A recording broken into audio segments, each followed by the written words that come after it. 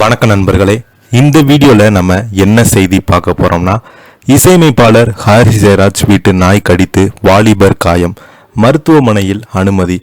வழக்குப்பதிவு தொடர்ந்த பிரபல ஆர்வலர்கள் இணையதளத்தில் வைரலாகும் செய்தி. வாங்க என்ன தகவல் என்ன செய்தின்னு இந்த வீடியோவில் விரிவாக பார்க்கலாம்.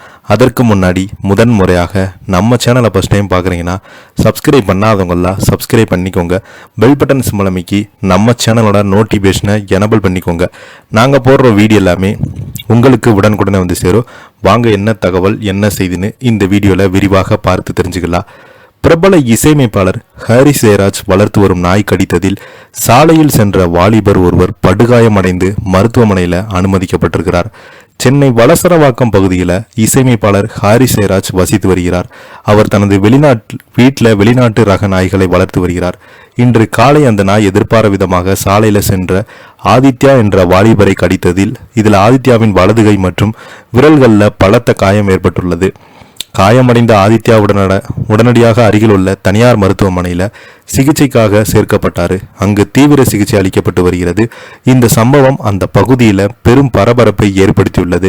இந்த சம்பவம் குறித்து தகவல் அறிந்த வலசரவாக்கம் போலீசார் நேரில் சென்று விசாரணை நடத்தி வந்தாங்க. வளர்ப்பு நாய்களை சரியாக பராமரிக்காமல் பொதுமக்களுக்கு இடையூறு விளைவித்த உள்ளிட்ட பிரிவுகள் கீழ் நாயின் உரிமையாளர் ஹாரிஸ் ஜெயராஜ் மீது வழக்கு பதிவு செய்யப்பட்டுள்ளதாக தகவல்கள் வெளியாகியுள்ளது. அண்மை காலமாக சென்னையில் வளர்ப்பு நாய்கள் பொதுமக்களையும் குழந்தைகளையும் கடிக்கும் சம்பவங்கள் அதிகரித்து வரும் நிலையில் இசையமைப்பாளர் வீட்டு நாய் கடித்தது விவகாரம் விவாத பொருளாக மாறியுள்ளது. தொடர்ந்து பார்த்தீங்கன்னா அந்த வாலிபருக்கு மீண்டும் சிகிச்சை பெற்று வருகிறார் மருத்துவமனையில். இப்போ பார்த்தீங்கன்னா இந்த செய்தி தான் தமிழ் சினிமாவில் பரபரப்பை ஏற்படுத்தியிருக்கிறது.